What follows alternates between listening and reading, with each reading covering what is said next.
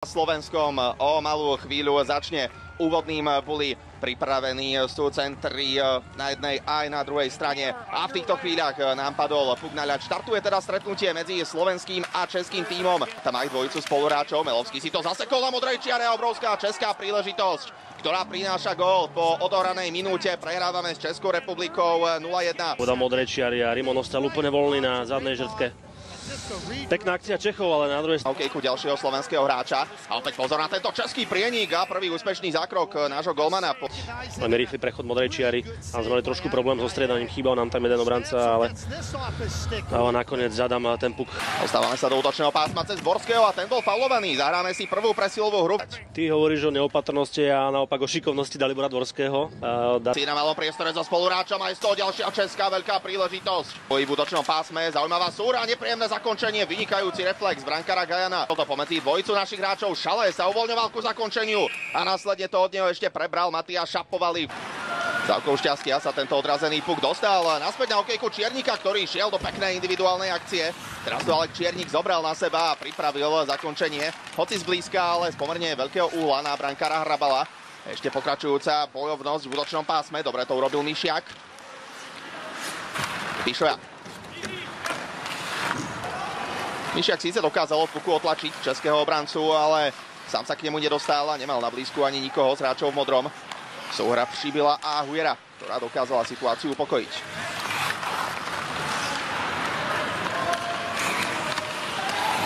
Aleš Čech dostal hru na útočnú modrú. Kus Šalého, stiahnúci puk okolo brániaceho hráča. Šapovali hľadal Šalého, ten síce bol v offside, ale bleskovo sa z neho dokázal vytiahnuť.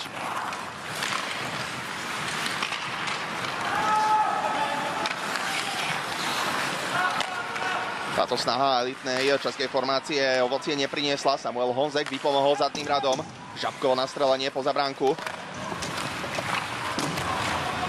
Sa dostal ku Pekarčíkovi, ten ale okamžite bol dostúpený a strážený na mantineli, nahodenie od modrej čiary. Sikora dokázal teraz získať puk a perfektne to servíruje do medzikružia, obrovská príležitosť. Práca Adama Sikoru v strednom pásme, kde ten puk získal. Niečo, čo... Natrénovaný signál, šikovná prihrávka na Štrbáka, ktorý sa dostal ku zakončeniu.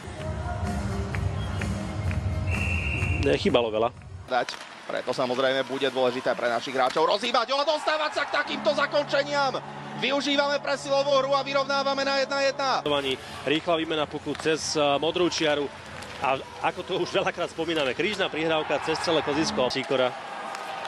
No a verme, že dokážeme na to nadviazať, že naďalej tá energia ponúka to na modrú čiaru, odkiaľ prišla strela Švion, tá sa odrazila od Pišoju. Následne tam boli české snahy o dorážku, ktorý štartuje vpred. Vytlačený zo streleckej pozície, napriek tomu sa to ešte snažil spoza bránky hádzať pred bránkovisko. Nemal na okamžité zakončenie, navyše pomerne veľa tiel bolo medzi ním a brankárom. Bumper alebo ten stredový hráč v tom priestore medzi kruhmi. Veľké problémy, ktoré mali časy v defenzíve a môžeme ich potrestať. Česi úspešnejšie z tohto súboja, pokus zasúvať to k žrtke Adama Gajana. Repčík vyzbihol si puk na krídle a dostal sa ku strele, ktorá prepadla cez brankára Hrabala. Minútu a pol pred koncom druhej tretiny vyhrávame nad Českou republikou 2-1. Dobré roboty za bránkou a snažil sa to dávať do ohňa, kde bol Peter Repčík, ale Peter Repčík to spravil veľmi rozumne. Videl, že sa hráči križujú pred... A dával teraz poznať, že to tam pre ňo nedopadlo vôbec dobre a v bolestiach ostáva ležať na zemi. Nepríjemný, nešťastný. Takto Pekarčík nedokázal prihrať cez Jiříčka. No a následne tam sa... Sikorová dobrá aktivita za bránkou. Dvorský sa tlačí do zakončenia. Nechybalo veľa, aby dokázal puk poslať popri betóne. Sikoru na zadnom mantineli získal puk pre Dalibora Dvorského. Zakončenie od modrej, Hrabalovi na chvíľu vypadlo a tak tam prišla pohotová dorážka. A všetko to má gólový koniec. Si vymenil pozíciu a nahodený puk, ktorý po veľmi dobrej aktivite Mišiak. Veľmi šikovne to teraz urobil Maxim Štrbák, ktorý navyše pripravil palebnú pozíciu pre Borisa Žabku. Ten sa do toho oprel. V podstate obložený 3-4 hráčov českých dokázal ten puk. Tak ako si pre dnešný duel vysnívali a predstavovali. Navyše teraz krásna slovenská príležitosť. Za modrou čiarou. Veľmi sebavedomá. A môžeme ísť dokonca do protiútoku. Toto zaváňalo nedovoleným zákrokom. Odvracajú proti Michailovi Hrabalovi, ktoré nás môže poslať do vedenia opäť gólov, ale neposiela. Čo do tej krátkej kľúčky, ktorá sa končí tým...